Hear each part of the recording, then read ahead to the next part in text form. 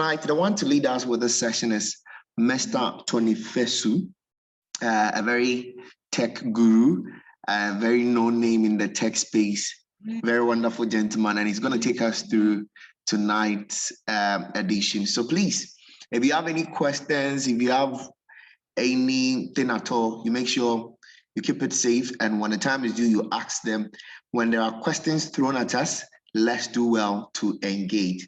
So without much ado, I will say welcome, Mr. Tony Fesu, and the floor is officially yours. Thanks for the opportunity, and I believe we are going to have an interesting time on the call. All right, so I started off my morning, with a notification on my phone from ECG telling me I had run low on my ECG credit. And so I opened the ECG app on my phone. I bought the credit, and within seconds, the credit was updated and I saw my balance.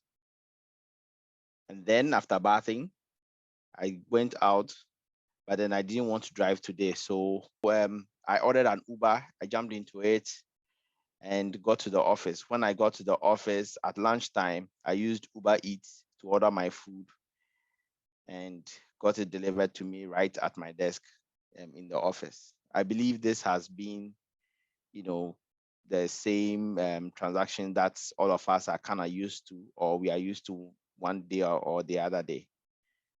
And so this is the world in which we find ourselves now. Through your phone, you can buy your ECG, you can order a car, and of course, you can order your food also. Welcome to the digital age. So like the speaker introduced, my name is Tony. I've been in the tech space for a while. For those who are joining on other devices, you can scan the QR code over there to see my profile. And the things I've done across banking, telecom, and different industries, even e-commerce.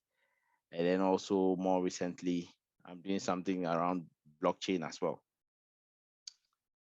So I'm a design person, and I like to inform everyone that if you are a design person in the tech space, you are not just a scientist, but then I think art and science have come together nicely, and that has given us an opportunity to have the kind of transformations that we are having. And so for me, I'll go through the evolution of how digital, where we started off solving different problems up to today, where we are, and looking at what we'll do in the future. So from the dawn of man, from way back before anybody can remember, we've been solving problems. And I remember that one of the first problems we solved was lighting a fire. And by lighting that fire, we were able to discover the interesting things that we could do with fire, cook, and even clear the fields and do a lot of amazing things.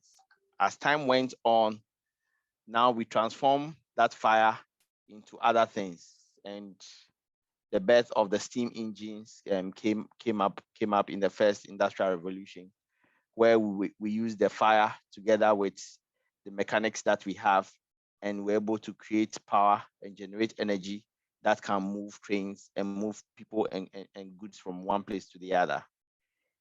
As if that was not enough, we went ahead as human beings and as people to develop a new technology called electricity. And electricity gave us the opportunity to have blue-collar jobs. Factories came up. We're able to power all the machines, the heavy-duty machines that we needed to power to produce food and other things. So the interesting part about the second industrial revolution is that it served as the bedrock for a lot of things happening. So man realized that we could go further with electricity. And to be able to go further with electricity, we needed more things that we more technology advancements that would enable us to communicate better and to do a lot of things that we do in a better way. And so in the third industrial revolution, the transistors were developed. And like you know, it's the transistors and the processors are the foundation of communication technology using, in computers, and also computers help us in doing calculation. So this was the beginning of an industrial age that would change the lives of human beings. For a long time. So by the end of the 20th century, somewhere around the 80s, through the use of electricity, fire, and the transistors, we're able to combine these three technologies, and we put a man on the moon. And this was a very significant achievement because by going beyond our universe and going into another universe and putting our technology over there and dominating it, you see that man's advancement was, had gone beyond what it could go. But coming back to Earth, we continue to use the transistors and the processes that we have developed to build communication technology. And I'm sure all of us on this call remember, at least those who are my age, remember this amazing phone, Nokia 3310, which was very popular in its day. And as a result of that, communicating from between people, whether you are in a country A or country B, was no longer a problem because the technology offered you the chance to talk to people and to interact a lot better. As the years went down the line, another technology emerged. And this time, it was a combination of internet technology, telephony, and then also internet data as well. So the internet, the browser, and telephony came together, and then that was used to create what today we know as smartphones. And with that, we're able to create a lot of amazing things on the phone and get the phone to do more things than it was, more things than just it being talking. So that gave birth to an explosion of apps. So you go from, from transportation to films to, making records, shopping, everything now became an app, because through an app, you are able to trigger a request from your device. Like I did this morning, trigger a request from my device to pay my electricity bill, to book my ride, and then also book my food. And this has been the evolution of man. But you agree with me that man did not, we were in this trajectory when in 2020 we got, we got hit by the pandemic. And because of the pandemic, we realized that our lives were now going to depend more on the technologies that we have, because we're supposed to keep a lot social distances. We're supposed to be in our homes, and we had to, yet we still had to interact, speak to loved ones, and still go about our daily businesses. Even doctors took advantage of this, and because the doctors could not speak to patients directly or meet the patients face to face, I know a lot of hospitals who implemented, should I say, methods to reach their patients by calling them, and hence teledoctor services came up, and a lot of people took advantage of that. So, from 2020, and I'm sure we are still in early days yet, through the technologies that have come up, through the apps that have come up, and I've put over here things like for transportation, we have Uber. For accommodation, we have Airbnb.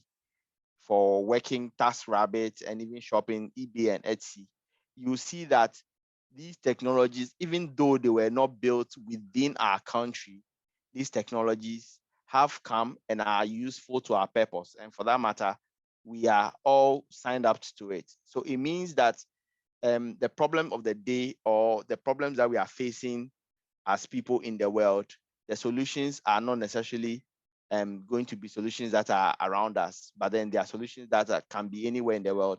And because of our evolution in technology, we are able to take advantage of these technologies, and these technologies are able to solve our problems. So the nice thing about this new way of working or new apps that have come up is that they are low cost, they are low friction because you can get them on your phone, on any smart device. And amazingly, the number of people who have these apps on their phone is just tremendous, and it's too big to ignore. And so it tells us that every business today would definitely need to think about how they do their business. And even if you are an entrepreneurial crowd like pre-MEST or MEST crowd is, you have to be thinking about the ways in which you come about with tools that solve the problems that we have in the world today. Because with the digital technology and that technology, you are able to create simple tools and change business models and become more successful in doing so. So what has directly happened now is that there's a huge shift between the old on-demand type of economy to a more economy where it's more of sharing. And let me give you a few examples. Okay, so in the on-demand economy, and I would like to use, for instance, TV as an example. If you needed to watch your DSTV, you had to take a lot of money, go and buy your DSTV subscription, and that will cost around somewhere about 300 cedis, and you get access to your football and many other channels which you don't watch. And this has been the practice for TV all over the world, and all the TV stations, including multi-choice and all the subscriber-based TV stations, all use this type of business model. What we've seen happen is that these days TV is shifting now through the API technology. People don't need to subscribe to the entire TV subscription. They only need an API, and an API over here means a programming interface that connects you to your favorite program and even can give you access to the program within the specific time that you want that program. So that if you are a consumer and want to watch a Champions League game at a specific time, you didn't need to download or you didn't need to go and subscribe to your entire TV service, but you just needed to have an app on your phone, and that app could connect you to that TV program at that same time.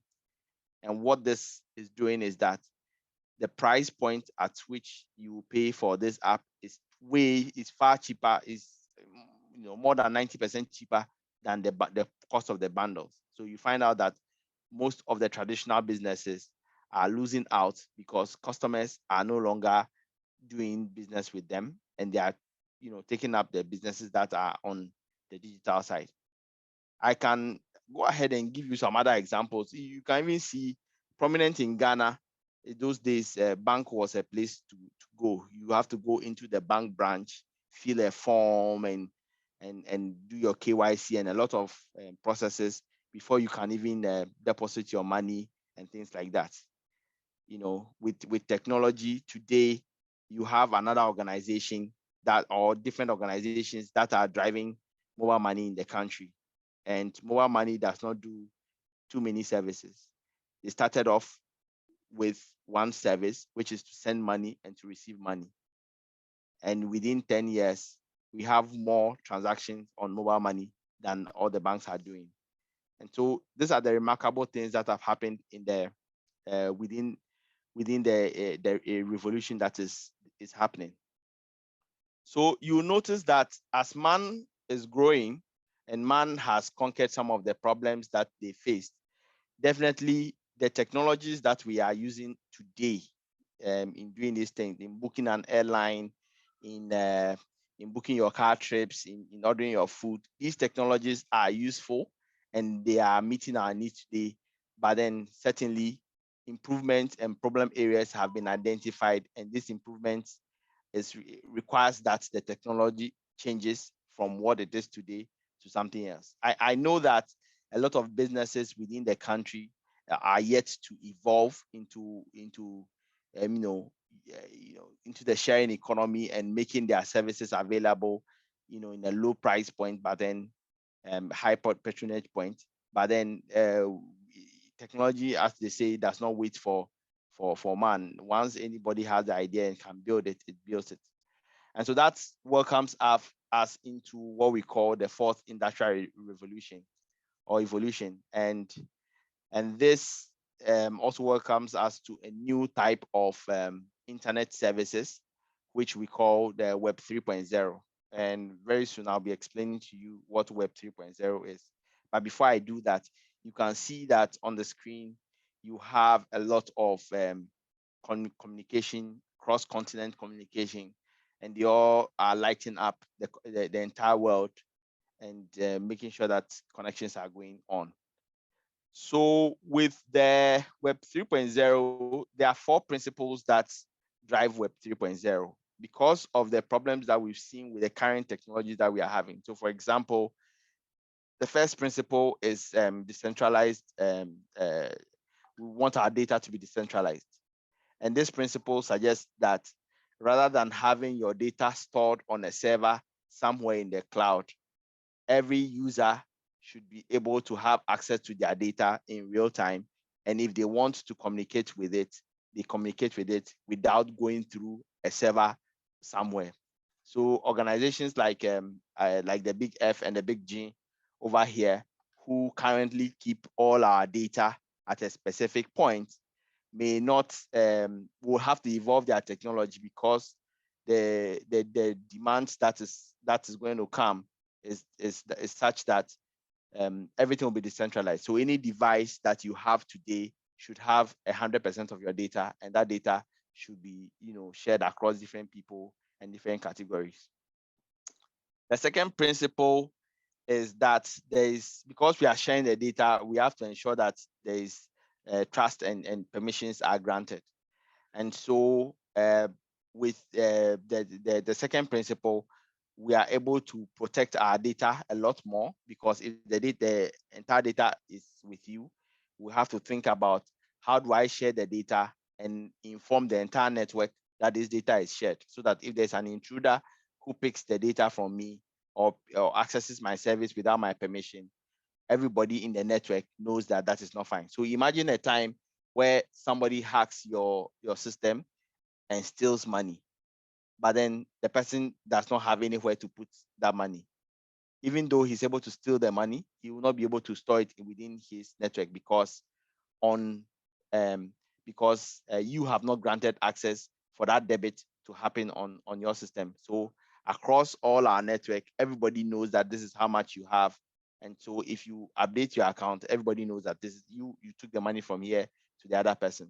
So the permissions that will be granted to the individual's data would be confirmed by the person, and the person has the right. So a clear example is if you were trying to send money, even with mobile money, you're trying to send money from one person to the other, you find out that today the money has to go through the network before getting to the third party.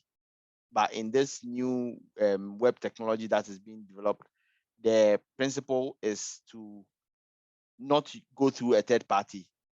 You have a direct connection to the person, and you send the traffic to the person, and you don't go to any third party. This gives the person a lot more confidence that there are no charges or hidden charges in that transaction, and we can go ahead and interact as if we're talking to each other physically. Another principle is artificial intelligence and machine learning. Okay, and I want to also add over here voice-enabled devices. Okay, so today, majority of our interactions as human beings is we use speech. And if I wanted somebody to give me a glass of water, I just use speech because it's effortless, and we are able to mention it, and it happens. So what's happening with this principle is that speech-enabled devices has to be, will be improved such that you could speak to your a device and say, order my lunch, and not going to type. So you don't need to type any longer. Now you just speak to the device, and the device will do that. Even if you're sitting in your car, you could speak to your car and say, turn on the lights, before I get home, or can you start warming the food in the microwave, something like that. And then you see that the technology will enable the microwave to start working, or the lights in the house to come up. And so this is the third principle that's going to enable us to live freely as human beings, and also do what we really wish we can do. I also want to touch on the fact that semantics would also be catered for, because if we used to type a word like I love Paris, and I use an emoji, and these days emojis are all over the place. You use the word I love Paris in emoji terms. The semantic web platform is supposed to understand that it's the same thing that you are saying, and there is no difference in the syntax, and they can be able to execute that operation that you want to happen. Now, the fourth principle is connectivity and ubiquity. And this, of course, says that everything will have to be connected. And everything being connected here means that you have your TV, your fridge, and for the home, your TV, your fridge, even your curtain blinds, your lights in your house. I mean, everything, your washing machine is connected. Thereby, because there's artificial intelligence and connectivity, once you wake up in the morning, the fridge is supposed to be aware that, for instance, you don't have enough milk in the fridge, and the fridge, would just pop up a notification to say there's no milk. Should I order? Once you respond by voice saying yes, order, it goes directly to your favorite shop, makes the order over there, and asks them to bring the milk, and gives them the time that the milk needs to arrive.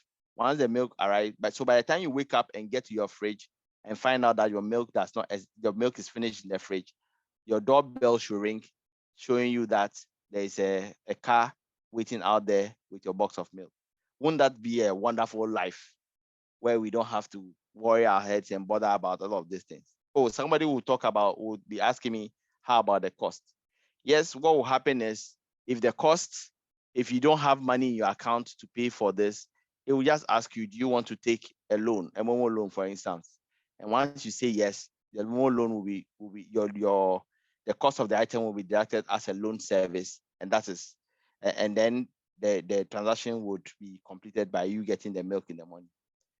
So in a nutshell, I'm just, because we are an entrepreneurial class, and a class that is going to be developing solutions to a number of problems that we are having, I think that is useful for you to understand the evolution, how we've evolved, and the problems we've fixed, and in the future, the kind of things that we need to be looking at in the future, so that when we are defining our problems and coming up with our apps, we know how to align it very well. In a nutshell, so Web 1.0, when we started, and hey, I'm sure a lot of people remember the dialing tone of a modem when we're a lot younger, where you are trying to connect to the internet, and in those days, it was just basic websites and HTML screens and JavaScripts that was available. So once the internet got better and the transistors became cheaper, everybody could have it, and an explosion of smartphones and apps came up, and hence social media developed. We are able to do payments, do video, and also a lot of corporations are monetizing our data, whether we don't like it or not. So in the Web 3.0 era, what is going to happen in the future is that we are going to be having different types of technologies that are going to be solving first, they will solve the basic problems that we are solving today, but then they will also solve the new problems that we are seeing. And so things like augmented reality, where maybe somebody is doing a video call, your phone will pop up and the person will be standing in front of you as though the person is really standing in front of you. Those kind of technologies will be coming up. And of course, blockchain is where we have a chain of transactions that everybody can trust, that ledger is connected to everyone. So I think with that said, I would just want to give you some examples of the apps that we are used to today versus the apps that are being built, and we are still in early days yet. And so these are the early apps that are being built. So for an internet browser, for example, today we are using Chrome a lot in the Web 2.0 era. And so using the blockchain technology, a new browser has emerged called Brave.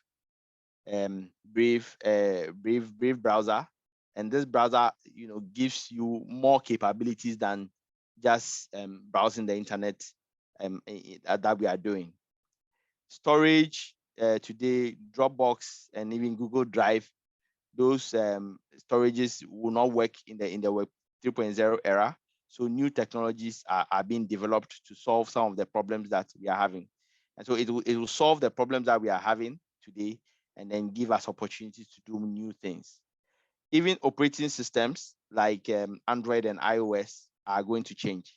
And trust me, these guys, Google and Apple have already launched, work into changing of their operating system so they can become more useful. So I would say that from a technology stack perspective, things are changing very quickly. So if you are a company that has your data stored in the cloud, and this is stored on S3 in the cloud, note that your data storage techniques are going to really change. You are no longer going to be using the same S3. You are going to either use the Filecoin or the SIA technology to be able to store your data. And so all I'm just trying to say is that the evolution is happening.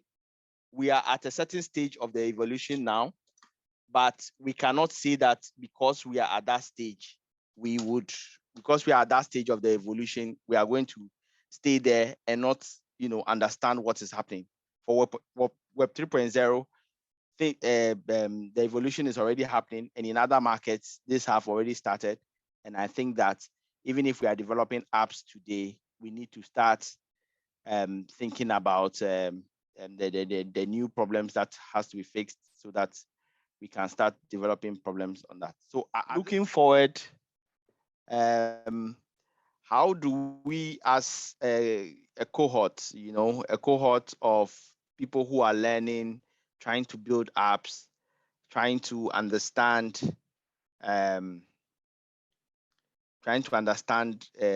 what to build and what problems to fix.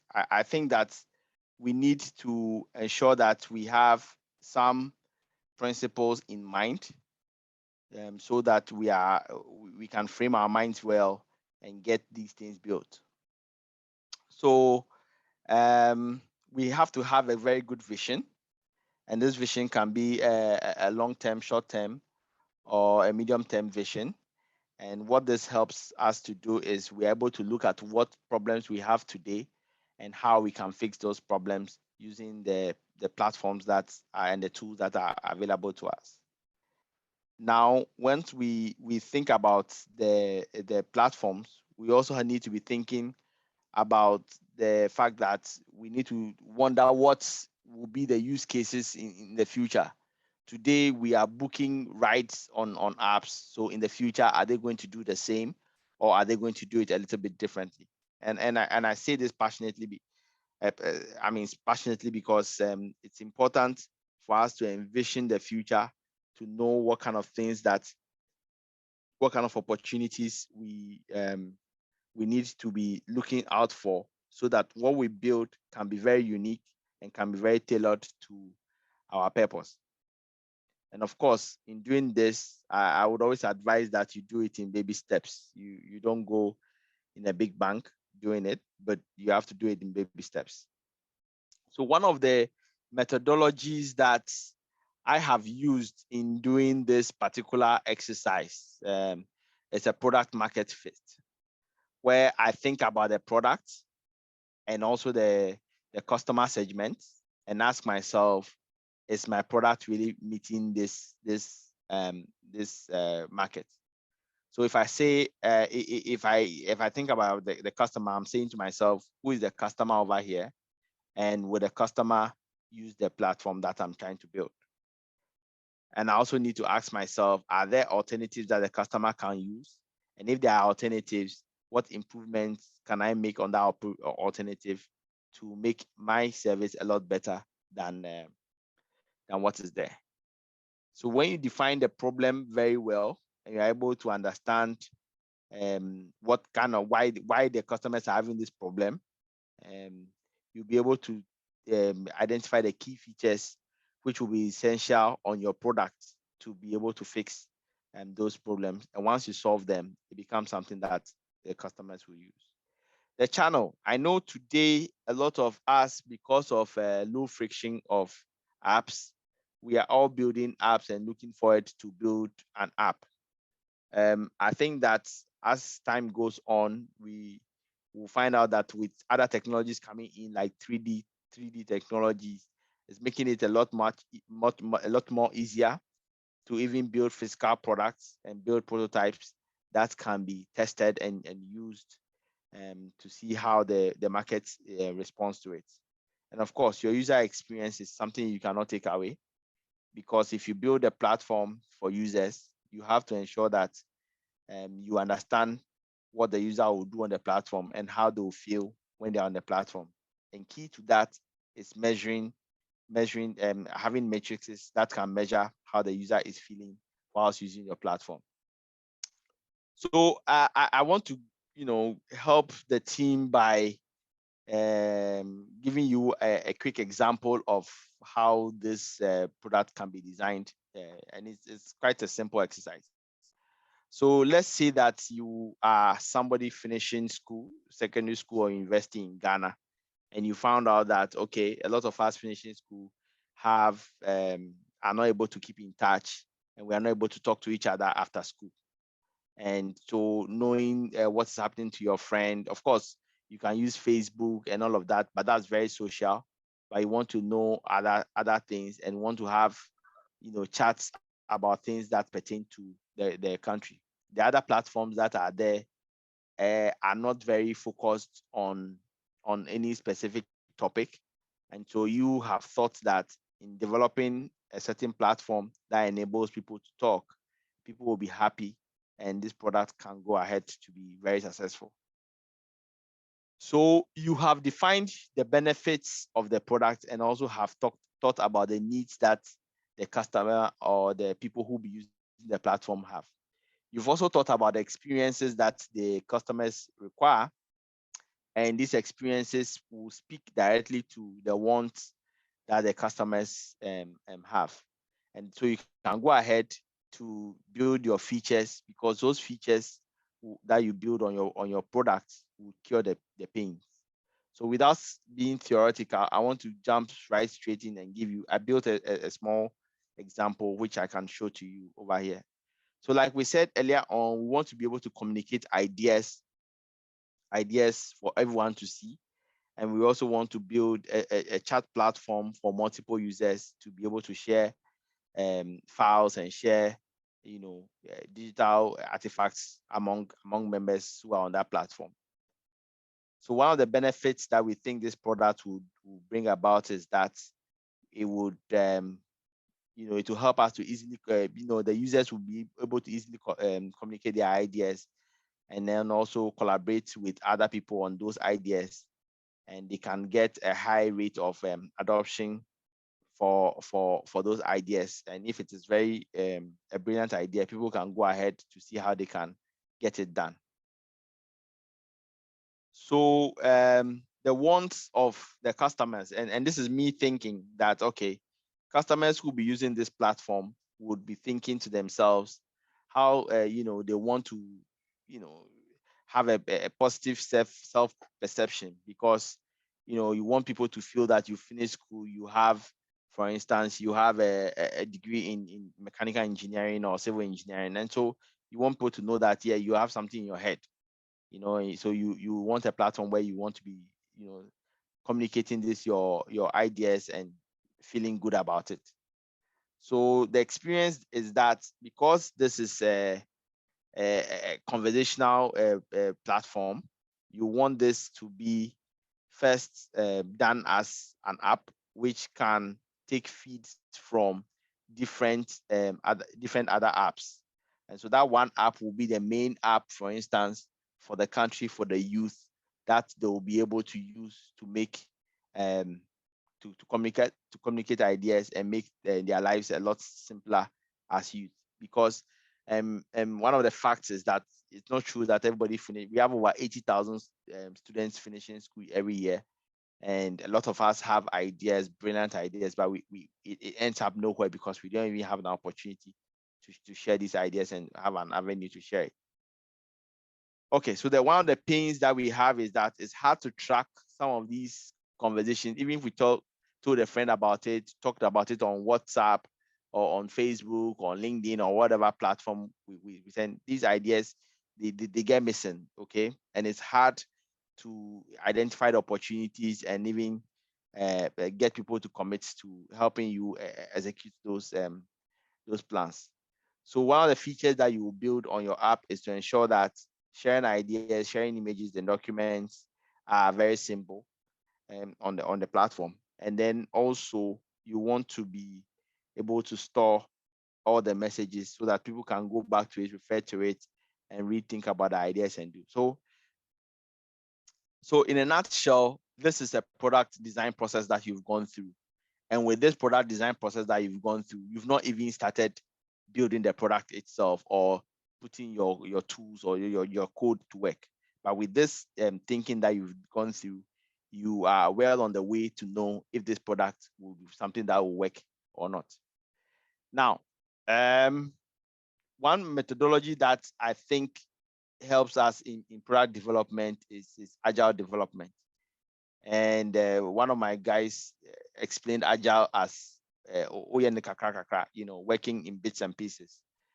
But in agile, really, it is the fact that you define your end goal. If it's a car you are building at the end of the day, you have to start small. And starting small does not mean that you start with a car tie and then a platform or the chassis of the car. No, for agile, you have to make sure that the first prototype that you build must be a working model.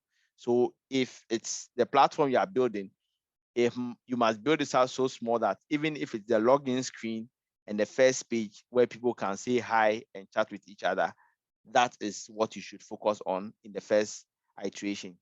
As the iteration goes on, like you can see below here, you see that you'll be improving it and improving it. And this could take, as short as 2 weeks or as long as 6 months.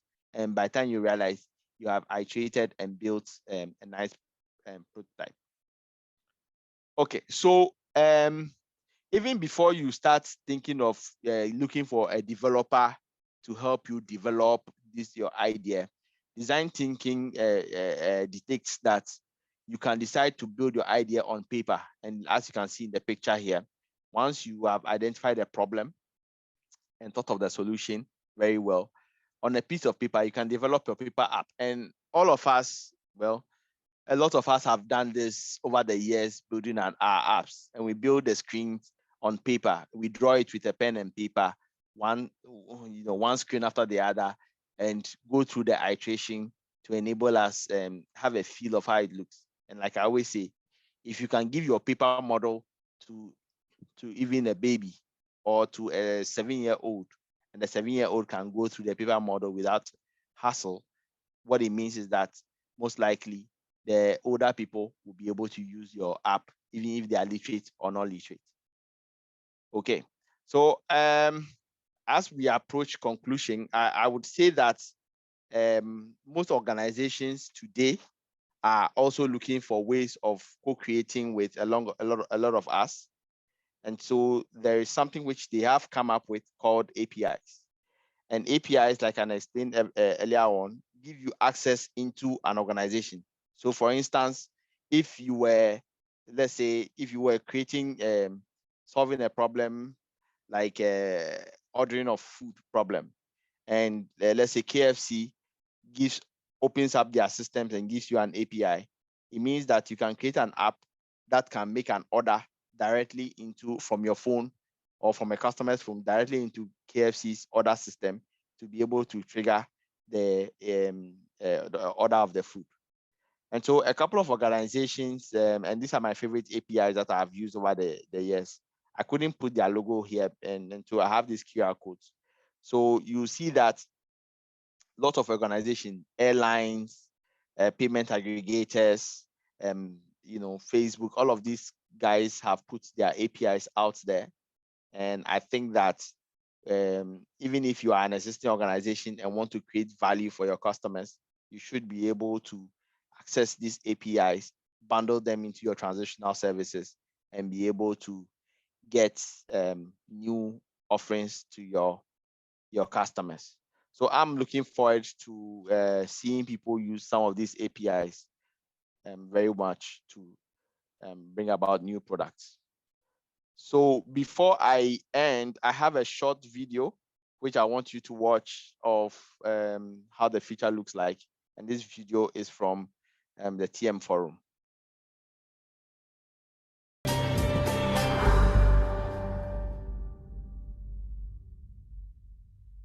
Okay, so the future is really bright for digital business. And I look forward to seeing us use these digital businesses models that we can come up with to delight and to solve the problems of our time. Thank you very much. And you can find my bio on LinkedIn or even scan the QR code to see what to look at my profile. Thank you. Gideon, back to you. Thank you very much, Mr. Tony Fesu, for this insight. I mean, it's been one evening of good lessons, and I believe strongly that you've gingered us to get ready for the future as well. Ladies and gentlemen, please, at this moment, we'd like to take questions. If you have any questions, the floor is officially open for it. You can leave them in the chat session, or simply unmute and ask your question. When you want to ask your question, you just tell us your name and you follow up with your question. Thank you.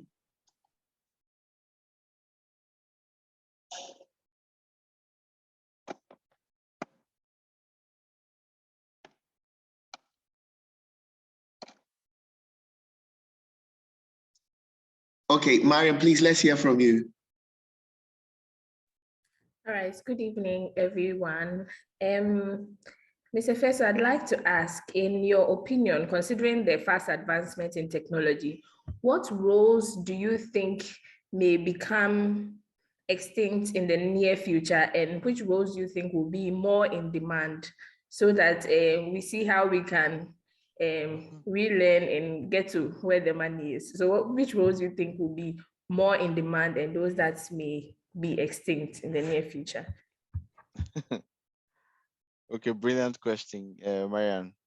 I think that, in my opinion, I will just take you back to this part of the slides, which really talks about the current, industrial revolution that's happening between the on-demand and the sharing economy.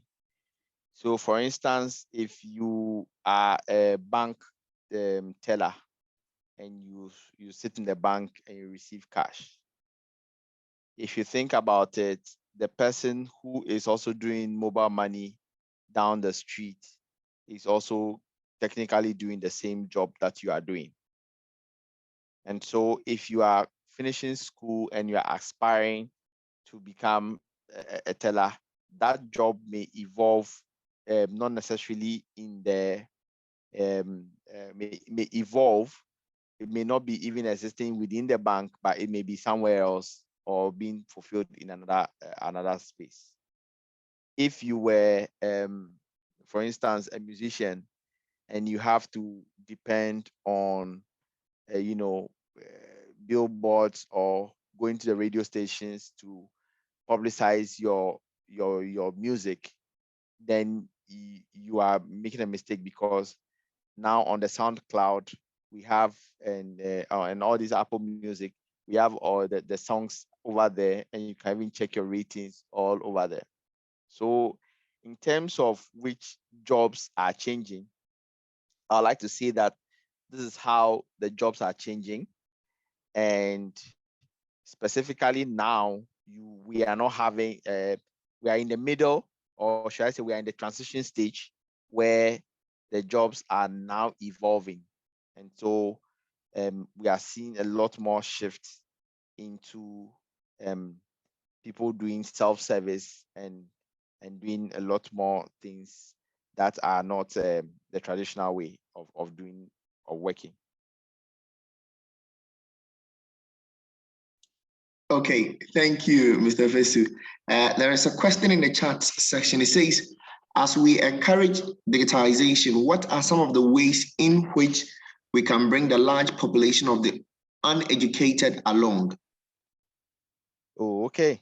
Brilliant question. And we have discussed this a lot of times.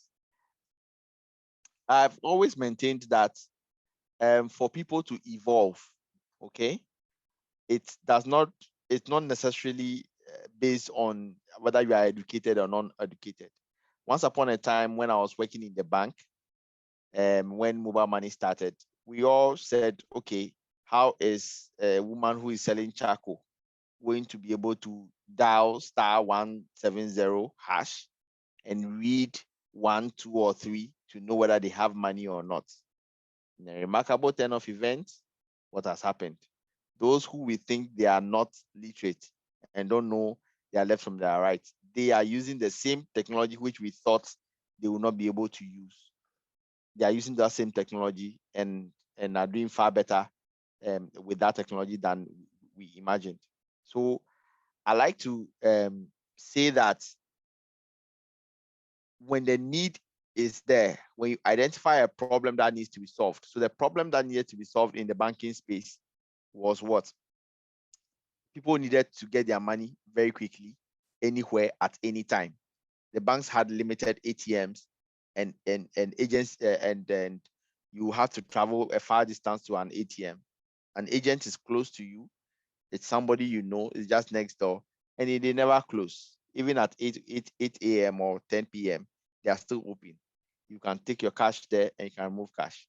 So once you identify the need is what will drive the market. I also want to give another example of even the hotel industry. Once upon a time, if you needed to be in the hotel industry, you have to go for a lot of certification. But with Airbnb, people are now even renting their spare rooms. People book, come and stay there for a couple of days and move away. So the focus for anybody in this cohort is to think about the need that needs to be solved. And once that need is solved, it's irrelevant whether the person is educated or not educated. They'll come along. It's like air. Whether you are educated or you are not educated, you will definitely have to breathe. So for that matter, if you really need it, you go for it.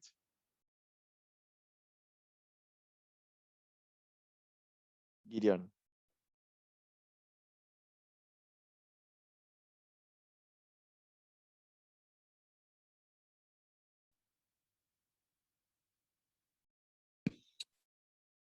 All right, thanks, Tony. So I think we have another question in the chat.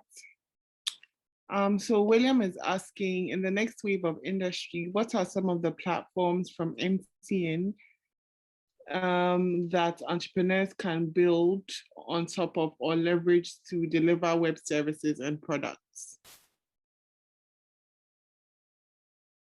Okay, I think that somebody got wind of the fact that I work with MTN.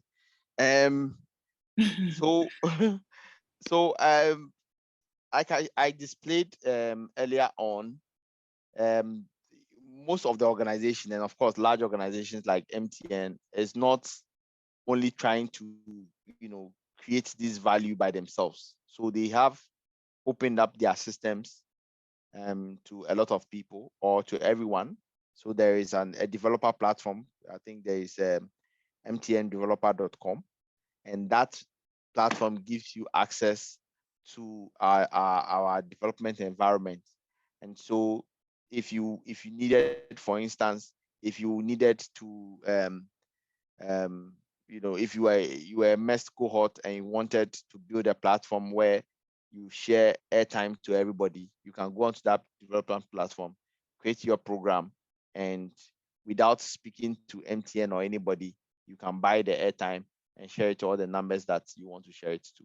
So those types of value have been enabled, and customers or developers can access it online and use it to expand the value they create for customers and to their cohort.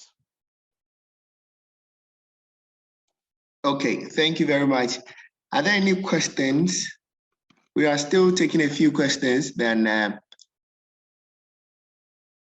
if you have any suggestion too, you could add up.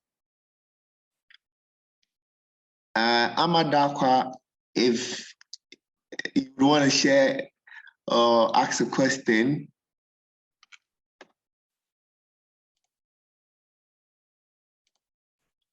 Stack Joel, Faka, if you have a question as well.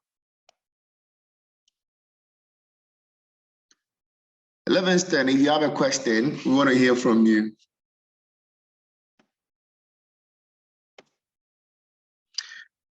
Okay, so Mr. Fesu, if there are any particular ones you'd want to throw to us, so we also, share. Yeah. Okay. Yeah. Before I do that, I see Shade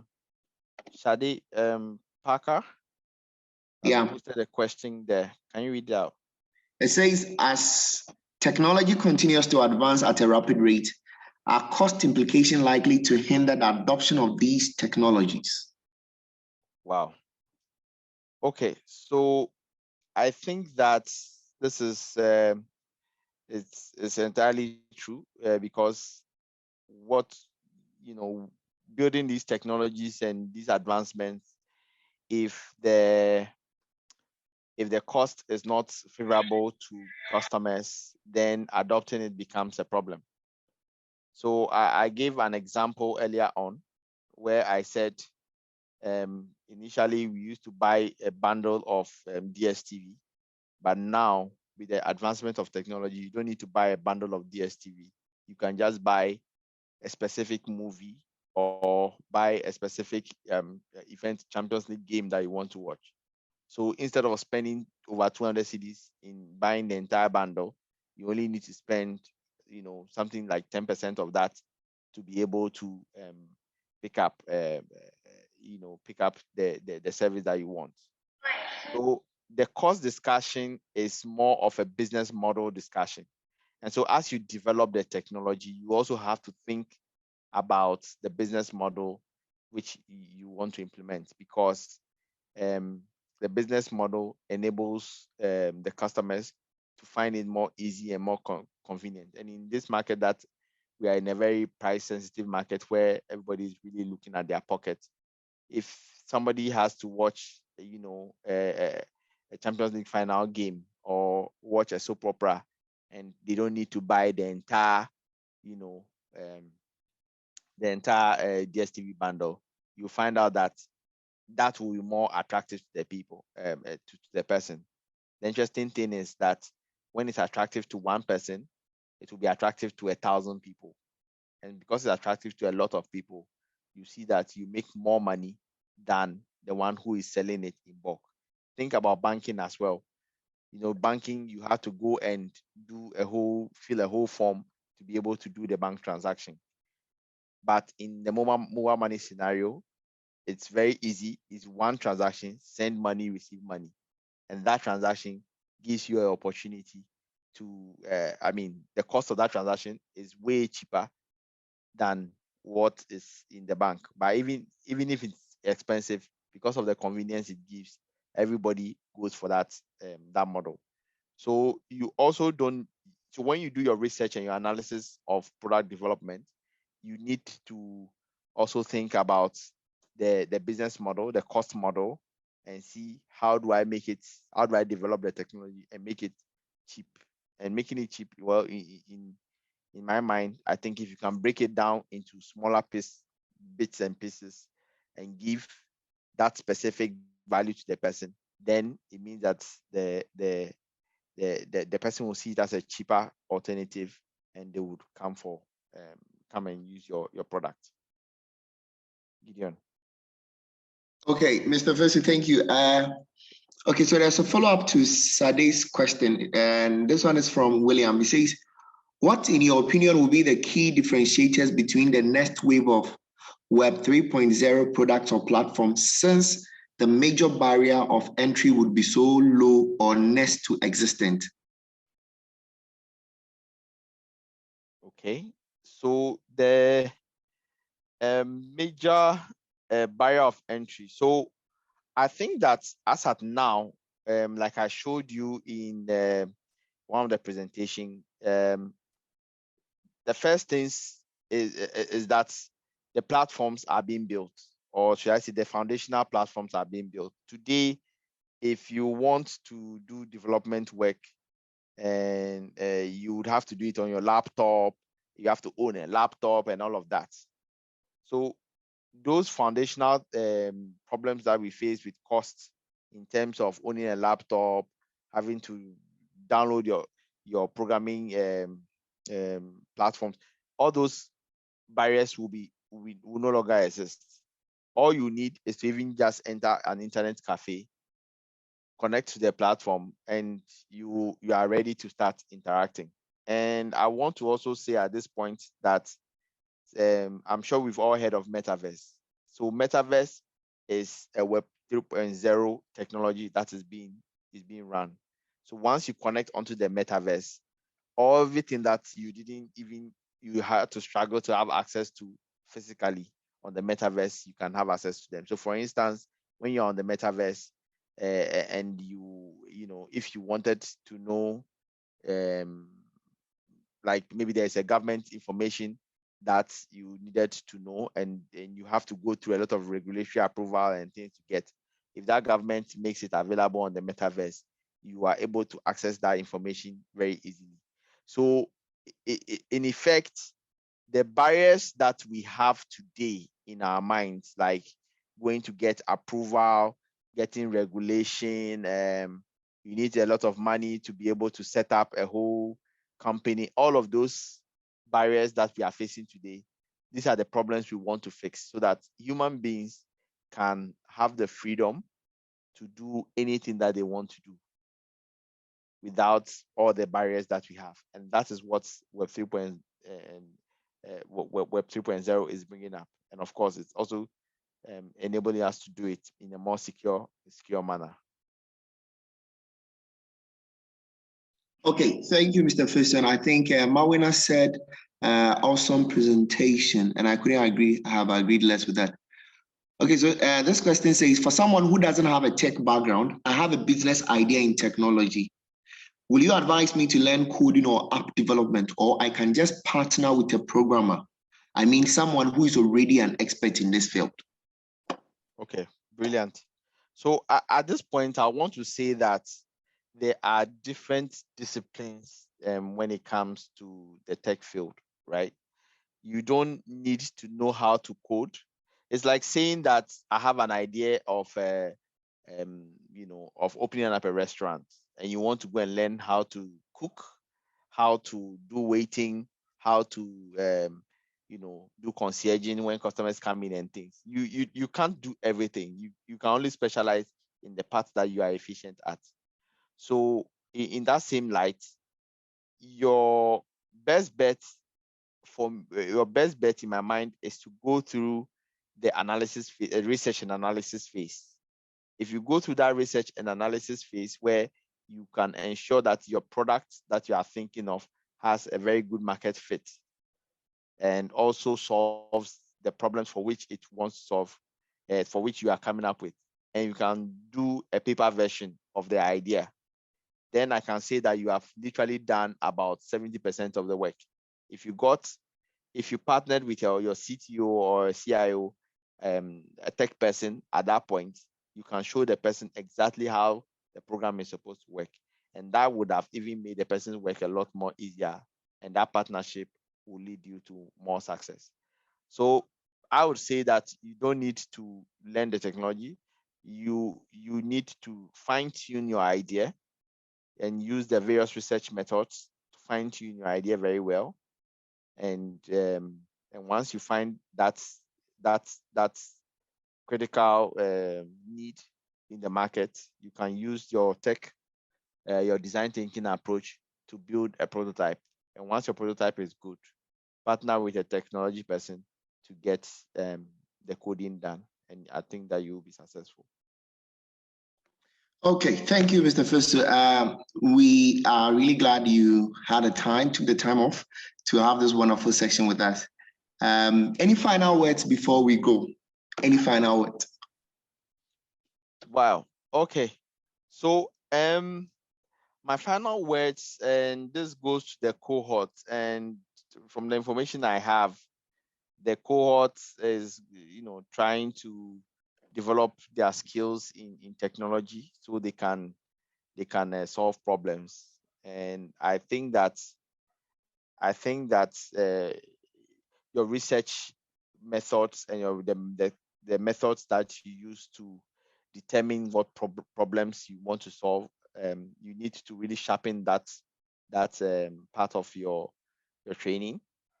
The second part is building prototypes are very cheap and an easy way to get you an inch closer to what you want. And the third thing I want to say is that apart from the product, you also have to ensure that your business model or the pricing model that you make it available is very convenient to the customers. And the fourth and final thing I would say is that if you have to leverage on technology, try your best to leverage on technology that exists. There are a lot of open source tools. Try your best to leverage on those ones. And those ones give you a very quick and easy way to start up. And once you are started up and have the muscle to grow, you'll be able to get the funding and the right resources to make you more successful. Thank you very much, and I appreciate the time.